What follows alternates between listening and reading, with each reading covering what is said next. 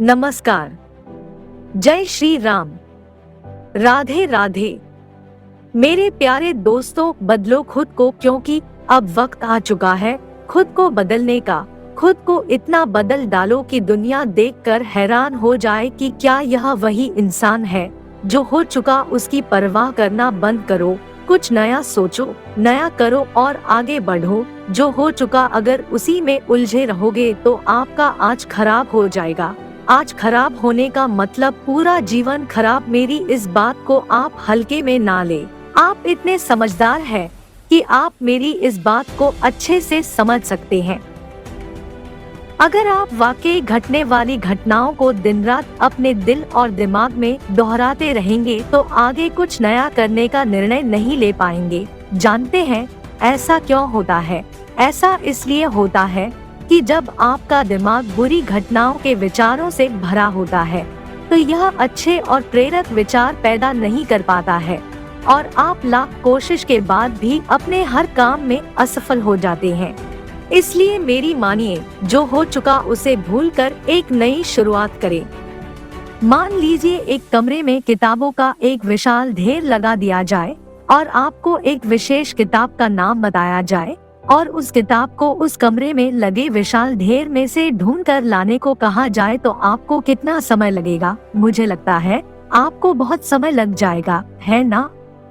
लेकिन उन्हीं किताबों को अच्छे से बुक शेल्फ में रख दिया जाए तो आपको उस विशेष नाम वाली किताब को ढूंढने में बहुत ही कम समय लगेगा। मेरी इस बात से आप सहमत हैं कि नहीं?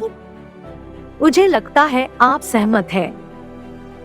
जिस तरह से किताबों की ढेर से कमरा भरा है, ठीक उसी तरह से हमारा दिमाग अच्छे और बुरे विचारों के ढेर से भरा हुआ है।